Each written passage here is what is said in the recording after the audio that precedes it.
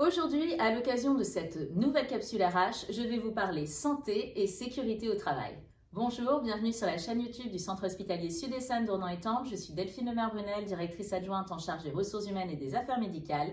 Et suite à la validation par notre F3SCT de notre DURP, je vais tenter aujourd'hui très rapidement et sans trop de sigles de vous parler du document unique d'évaluation des risques professionnels, c'est-à-dire le DURP. Allez, on y va! Dans le cadre de notre travail, nous sommes tous soumis à des risques professionnels qui peuvent conduire à des accidents du travail ou à des maladies professionnelles. Il est de la responsabilité de l'employeur de prévenir ces risques et pour ce faire, de construire une politique de prévention et de gestion des risques professionnels qui va s'articuler autour du document unique d'évaluation des risques professionnels ou DUERP. Le DURP est obligatoire dès lors qu'il y a un salarié dans une entreprise. Il est prévu par le Code du travail et tous les hôpitaux doivent donc en avoir un. Comme son nom l'indique, le DURP rassemble en un seul document l'inventaire de tous les risques qui existent ou peuvent survenir dans l'établissement en matière de santé et de sécurité pour tous les professionnels.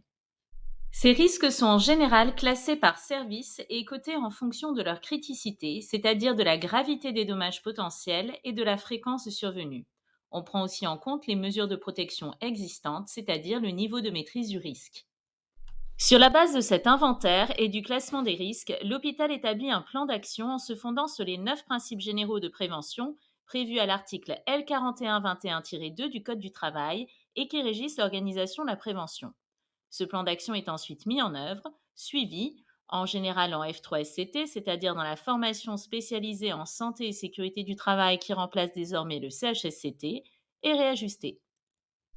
Voici les 9 principes généraux de prévention.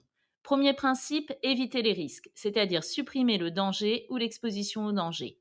Si ce n'est pas possible, deuxième principe, évaluer les risques, et c'est ce qu'on fait dans le DURP, c'est-à-dire apprécier l'exposition au danger et l'importance du risque afin de prioriser les actions de prévention à mener. Troisième principe, combattre les risques à la source, c'est-à-dire intégrer la prévention le plus en amont possible, notamment dès la conception des lieux de travail, des équipements ou des modes opératoires. Quatrième principe, adapter le travail à l'homme et non l'inverse, en tenant compte des différences interindividuelles. Cinquième principe, tenir compte de l'évolution de la technique, c'est-à-dire adapter la prévention aux évolutions techniques et organisationnelles.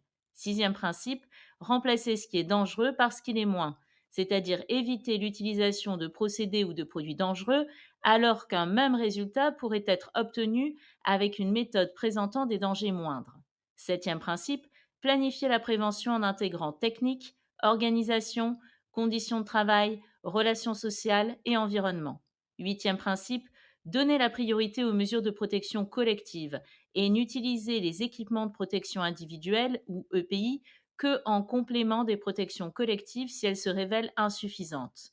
Neuvième et dernier principe, donner les instructions appropriées aux salariés, former, informer les travailleurs afin qu'ils connaissent les risques et les mesures de prévention.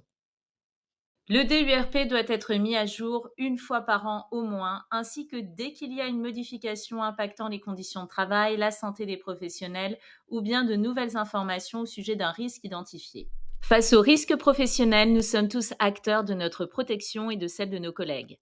Alors consultez la nouvelle version du DURP du CHSE qui est disponible sur le site intranet de l'établissement, parlez-en autour de vous et faites remonter vos éventuelles remarques ou suggestions. Pour cela, vos cadres sont à votre écoute ainsi que le service de santé au travail et notre préventrice. Merci d'avance. Eh bien ça y est, cette vidéo est maintenant terminée. J'espère que vous l'avez appréciée. N'hésitez pas à la liker, à laisser un commentaire ou bien à la partager. N'hésitez pas non plus, si ce n'est pas déjà fait, à vous abonner à la chaîne YouTube du Centre hospitalier Sud-Essonne en cliquant aussi sur la cloche qui apparaît sur l'écran de façon à être informé en temps réel de nos dernières publications. La prochaine capsule ou le prochain reel ou le prochain short sur les ressources humaines, c'est dans peu de temps. Donc moi, d'ici là, je vous dis à très bientôt.